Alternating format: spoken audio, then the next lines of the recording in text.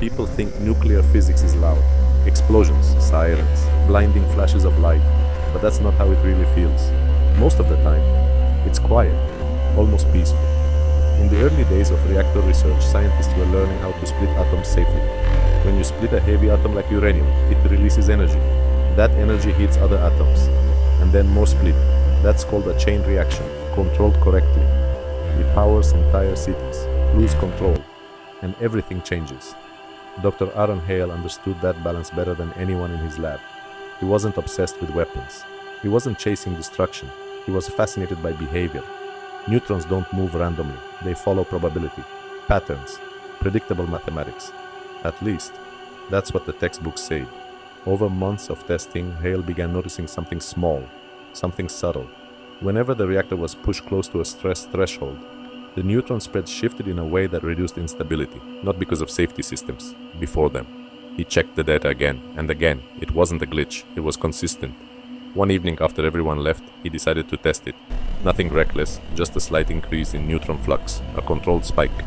The reactor core began to glow faint blue, that soft Cherenkov light filling the chamber. The readings climbed, temperature rising, pressure adjusting. Then, something unexpected happened. The reaction slowed.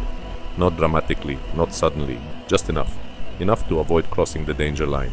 Hale froze. He hadn't touched the controls. The automatic systems hadn't triggered.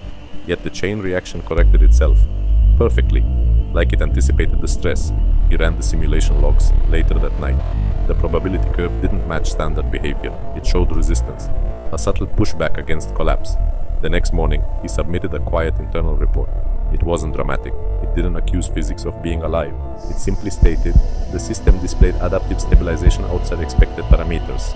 The report never went public. Official explanation, sensor misalignment, data noise. But Hale resigned 2 weeks later. Years afterward, during a university lecture, a student asked him something simple. Do you think nuclear energy is dangerous? He thought for a long time before answering. Then he said, danger isn't what worries me. He looked down at his notes. We assumed splitting the atom meant we were in control. Another pause.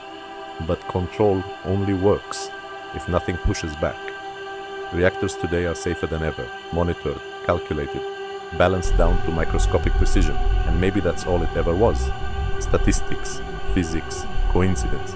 But sometimes, when systems correct themselves before failure, it makes you wonder, not whether atoms can think, but whether instability is the only thing they refuse